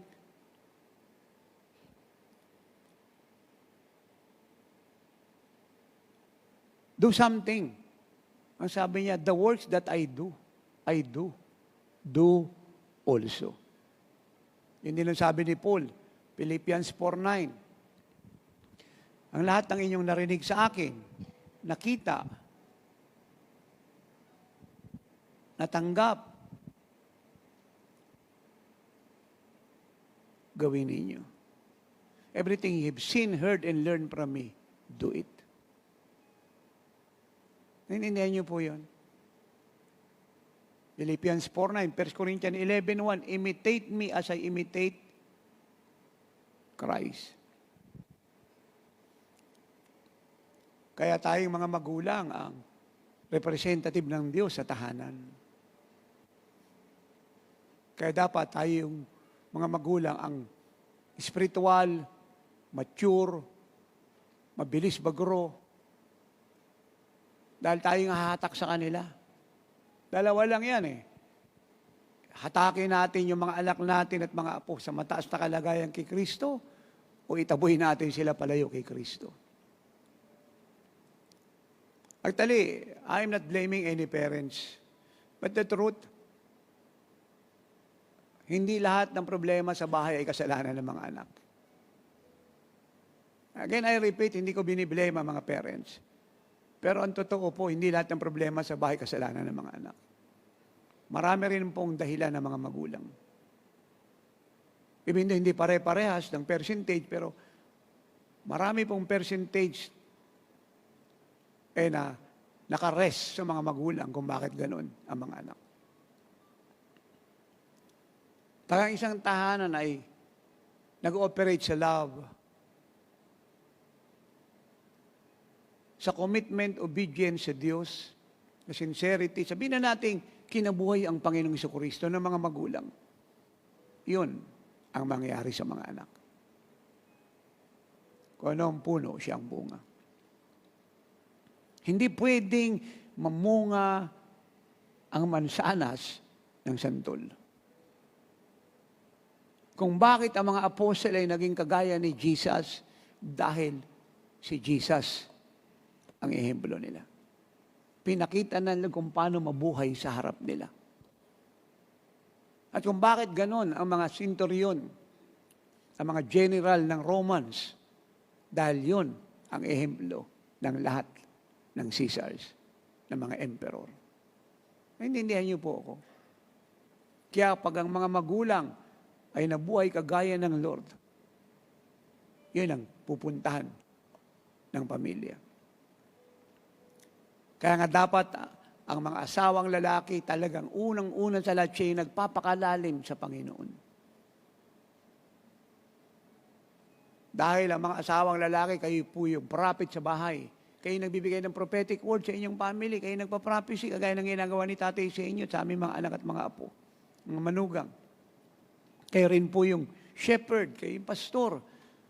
Pinapastoran niyo inyong pamilya. Walang iba magpapastor diyan kayo. Kaya nga sabi ko, magpakalalim kayo sa aral ni tatay, sa commitment.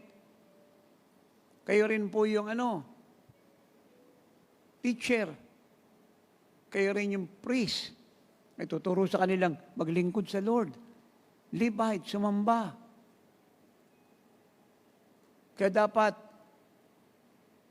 malalim kayong manalangin, malaking disernyo maranasan ng Lord. Yung kalinisan ng buhay, kita sa inyo kaamuang kababaang loob. Yung bunga ng Espiritu Santo, araw-araw niyong pamumuhay. Kasi alam niyo po yung pagpapalaki ng pamilya. Walang pinagkaiba yan sa pagpapalaki ng church. No, isang chapter. Kung bakit di lumalago ang isang chapter sa anumang fellowship, kasi yung pastor doon hindi lumalago. Iniwanan siya ng 30 kongregasyon. Nung hinawakan niya, 3 na lang naiwan. Hindi siya lumalago. Masipag siya, mahal niya ang Diyos, dedicated, committed, pero walang wisdom. Hindi nag-mature sa pagdadala. Walang karunungang mag-handle ng sitwasyon. Walang magandang ehemplo. Ganyan din sa family. Kahit na ang pinapasaran mo 1,000, pag living like Jesus ka, madali lang siyang patakbuhin. Yung ministry natin, buong mundo to. Milyon-milyon yung pinapastoran namin ni nanay, ng aming mga anak, kasama kayo.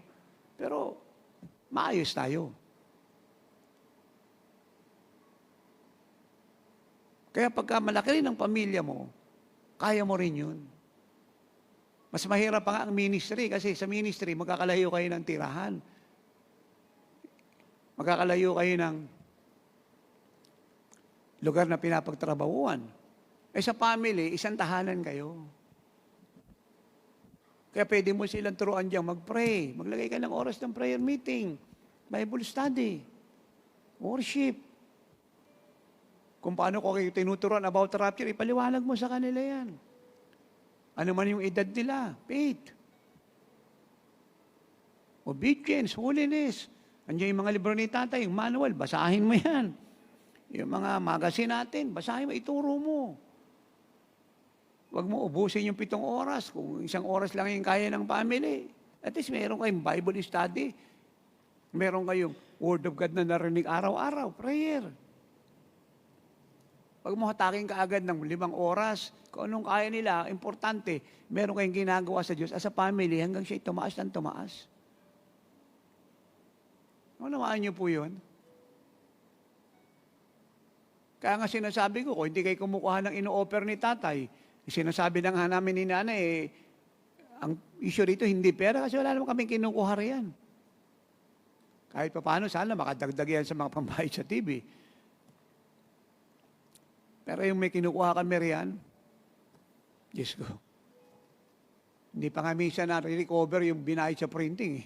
Kukuha ka pa. Walang kumukuha ng kahit sino riyan. Para sa inyo yun. Kapakanan nyo yun. Para meron kayo maituro sa mga anak nyo. Kung kayo naman ay bagong kasal, meron kayong 2 pag-aaralan. Pwede nyo rin ilagay dyan yung mga turo ni tatay sa LSN, sa telebisyon, sa YouTube. Pagkatapos yung mapakinggan yung turo, yung pag-aaralan nyo, yung i-Bible study ninyo sa family. Ikaw yung mag-lead bilang tatay, nanay. Tanungin mga anak kung anong naunawaan nyo sa turo ni tatay. Ayan, paliwanagan kayo. Oo nga eh. Ayan, bibigay sila ng kanilang remarks. Ikaw din. Pagkatapos, hanggang sa kayo nakarating doon sa naunawaan nyo sa turo ni tatay, mag-close kayo sa prayer. Ang tatay yung mag-lead ng prayer. I-bless yung mga anak. Then tumulog kayo. At pagising sa umaga, nauna kang nagising, bago sila pumasok sa school trabaho, i-bless mo, i-lay hands mo. The Lord bless you. The Lord keep you. The Lord make His face shine upon you. The Lord be gracious to you, and the Lord give you peace. Puro blessing. Humayo kang kasama ang Diyos. Ang pag-iingat ng Diyos, ang patnubay ng Diyos. So yung blessing nyo yun, ino-honor ng Diyos yun. Kasi kayo authority sa bahay na yan. Kayo number 1 na pastor at guro, hindi kami. Kasi kayo magkakasama sa tahanan. Dahil kung maliit pa yung family, mas madaling alagaan. Amen. At pag nagsilaki na yan, hindi meron ka ng tubo. Marunong na sila mag-pray. Nagaya si Sayo, nung 2 years old pa lang yan. Pagising niya, nasa kwarto ko yan. Tatay, pray na tayo, pray na tayo. Kasi yun yung kinalakihan niya eh. Di ba? Nagka-problema si Rapi si Sheena, naghiwalay sila ng 7 taon. Saan lumaki ang aming mga apo, si Emmanuel at si Sayo, sa amin ni nanay. Sa bahay namin sila nakatira. Dahil naghiwalay sila ni Rapi, si Rapi hindi umuwi. Nagtatayo ng mga gawain sa buong Pilipinas. So, Luwiner. Si Sheena naman, nag-a-apply bilang missionary. Saan lumaki yung 2 naming apo sa bahay? Kami nagpalaki, tinuruan namin. Kaya pag may magagawain ako malalaki noon, ang prayer meeting ko sila. Ayan, lumabas si Prince. Ayan, 3 na sila. Bago ka magpunta ng gawain, hawak kaming kamay. Pray kami. Pray ako, tapos sila magpipray. Pag-pray nila, gumaling may sakit, yung hindi ligtas, maligtas, bahala sila mag-pray. Basta ako, amen ng amen. Malakas amen ko, amen! Siya nga po, Lord God. Totoo nga po, Diyos ko. Na-inspire sila. Amen. At ang lumabas si Paul Daniel, Diyos ko, yan ang pinakamatindi sa lahat. Pag si Paul Daniel, pinag-pray mo, 8:00 ng gabi, magsisimula yan. Tapos na siya ng 8:15, maya-maya itutuloy niya pa. At naalala ko nga po pala, Lord God, abutin kami 3:00 ng madaling araw, doon kami lahat nagsasabing, hoy, tama na yan, madaling araw na yan. Totoo po yun. Gusto niyo sama si Paul Daniel sa prayer meeting? Hindi ako nagpapatawa, sino sa inyo gustong sumubok? Hindi ako nagpapatawa, kung hindi nyo kahit tumagal 5 oras, huwag nyo siyang imbitahin. Kasi hanggang may naalala, hindi titigil yan. Kahit nag-closing prayer na, basta may naalala, at saka nga po pala, Lord God, haba talaga yan. Maganda ka na rin ng gatas. Kasi gugutumin yan. Pag nakainom ng gatas yan, lalong lalakas memory yan. Naku. Amen. Ay, lumabas sa Sidakasa naman, bago kami magbigay ng mga brochure. Lagi may brochure na dala yan. Hindi lumalabas siya na walang dalang brochure. Sinita nga niya yung mga full-time eh. Kasama sa bahay. Paalis kami, pababa ng elevator, sabi niya, wala kayong brochure, magsipag-repent kayo. So siya, makapal brochure. Makapal talaga. At pag may naiwan niya mga ganito, kukunin ko. Evangelize pa ako bukas, tatay. Alam niyo naman si Daksa eh. Ganyan pa eh. No. Nasanay na po sila. Train a child the way they should go. When they are old, they will not depart from it. Amen. Pwede rin naman silang maglaro sa murang gulang. O binibili natin sila regalo. Minsan bola, si Daksan, dami laruan sa bahay niyan. Si Adasa. Hindi, laro muna kayo. Tapos noon, pray. Sa murang gulang nila. 2 taon, 3, huwag mo kaagad dalhin sa kamatayan sa sarili kasi ikaw buhay ka pa, 85 ka na. So at least masaya sila sa ginagawa sa Lord. Tapos kakain kami, okay na mag-pray mga bata. Sila pray. Nakakatawa mag-pray. Lord, salamat po. Dami pera, tatay, Lord. Salamat, Lord. Bili kami ni tatay laruan. Oy, yung pinagpipray, pagkain di laruan. Totoo po yun. Naiiyak po kami ni nanay. Kasi precious ang Lord.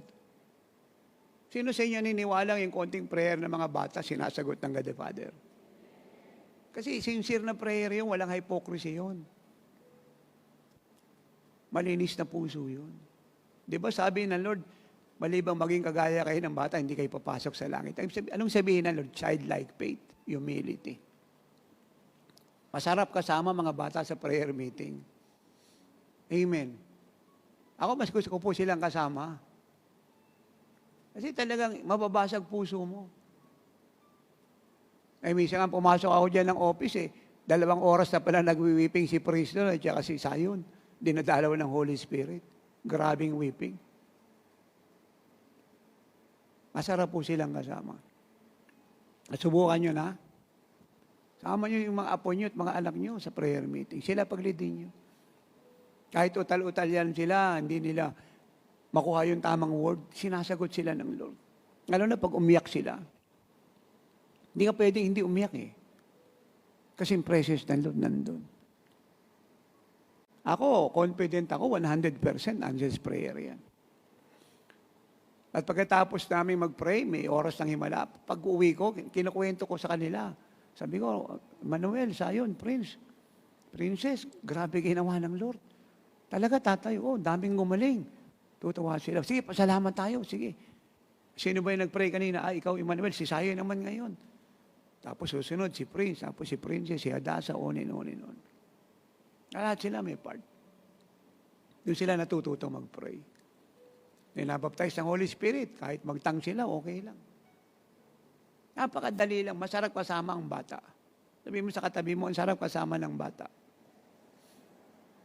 Kasi yung bata kahit tawain mo, hindi nagagalit. Sino sa inyo naniniwalang ayaw kasama ng marami si Bishop na matanda na? Magagalitin, mainitin ang ulo.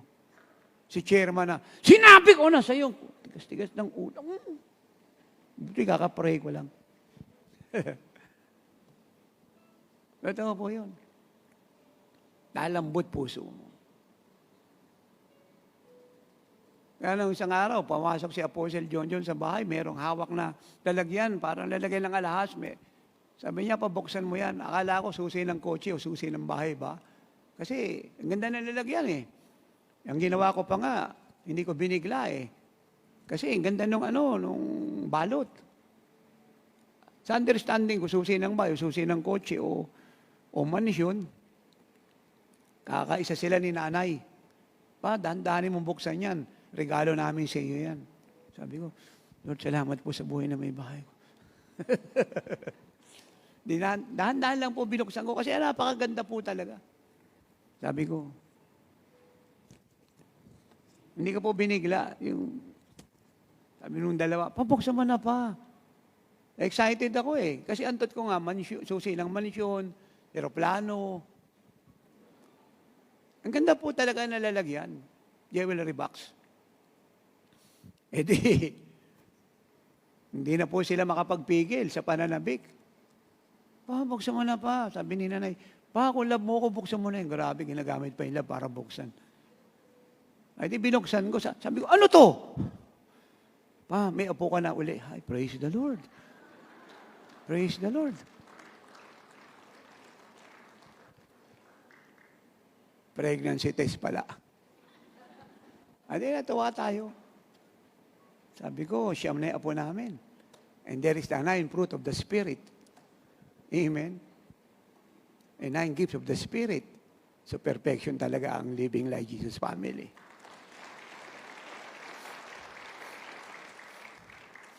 Amen? Sabi ko, John, kung bakit si Daxel lumabas sa magandang bata and anointed yan, masayahin yan.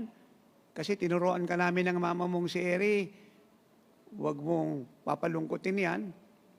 At ngayon, ayan na naman, lalabas yung baby nyo. Si Eri, huwag mong papalungkutin yan. Opo, Papa. So, paalala, syempre kasi pag ang babae naglilihi, dapat yung lalaki hindi siya pinapalungkot. Kahit naglilihi siya, ikaw napapaglihinan. Di ba may kasong ganon? Ikaw napaglihinan, laging ginaganon ilong mo. Kahit nasasaktan ang ngiti ka. Hanggang makapanganak siya. Kung ano yung gusto niyang napapaglihinan niyan, di ba may ganon? Alala ko si John John, naglilisi rin, daming pinabibili. Madaling araw na, bangon ka dyan anak, hanapin mo yan. Pa, ano bang pinabibili?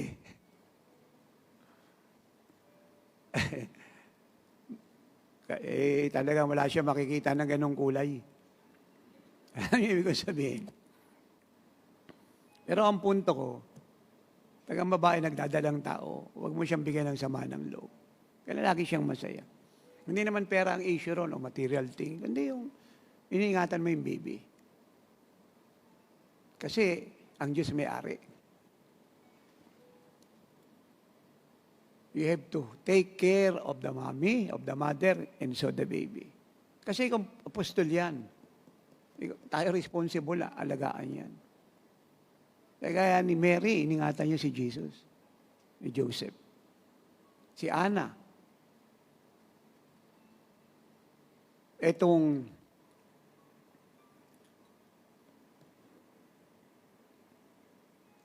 mga magulang ni John the Baptist. At ito pa, thank you Holy Spirit. Si Timothy.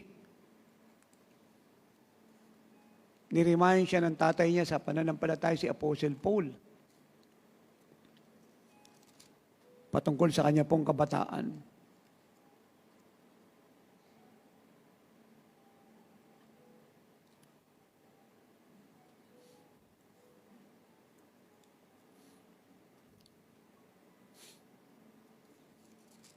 At ito po ang sabi sa kanya ni Paul, na kanyang ama sa faith.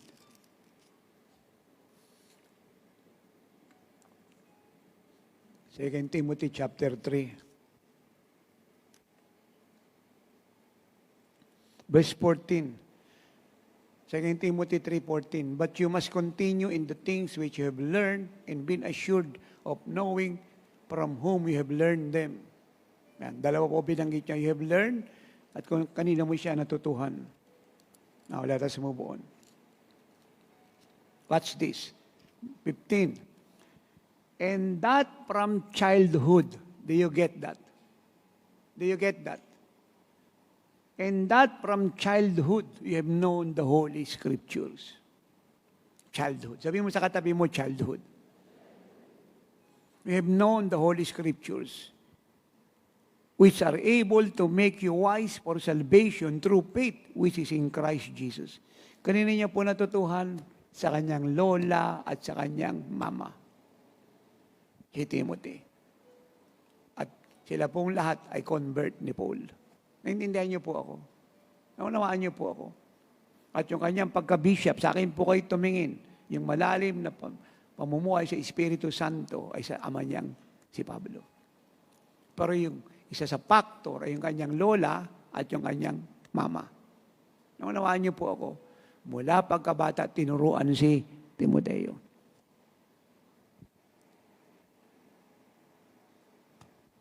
Tapos po yung dalawang kamay na makakausap ko rito. Teach them, train a child the way they should go when they are old, they will not depart from it. Anong ibig sabihin nun? Hindi lang tayo modelo. We must give time. Bigyan natin sila ng oras. Ang magaling magpatakbo ng tahanan ay magaling na pastor. Magaling mag-alaga ng tupa. Ang isang amang failure sa tahanan ay failure sa pagpapastor. At yun ang sabi ni Paul na huwag kang kukuha ng novice kay Timothy sa kanyang first pastoral epistle in 1 Timothy on to 2 Timothy. Huwag novice. 1 Timothy 2:24-26. Kasi baka lumaki ulo niyan, maging almusal ni Satanas yan.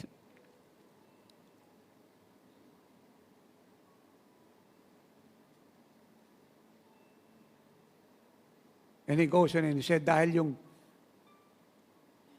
isang tao na hindi niya kayang alagaan ng kanyang pamilya, paano niya alagaan ang church? Kasi nga, ito, family niya, isang tahanan. Pagkatapos, ikaw pa yung reason ba't sila nagsilabas na ginamit ng Lord. Pagkatapos, ikaw yung may responsibility, hindi mo na manage. Iilan lang kayo dyan sa bahay na yan. Tapos hahawa ka ng 1,000, 2,000, 3,000. So, paano yun? Magkakaiba na ugali ito. Hindi kayo magkasama sa bahay. Kaya yung pagpapalaki ng pamilya at paghawak ng gawain, may comparison. May similarity. Naunawaan niyo yun? Naintindihan niyo yun?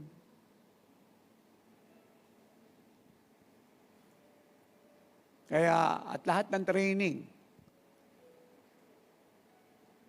ng mga bata na magdidetermine kung anong klaseng tao siya pag siya'y lumaki.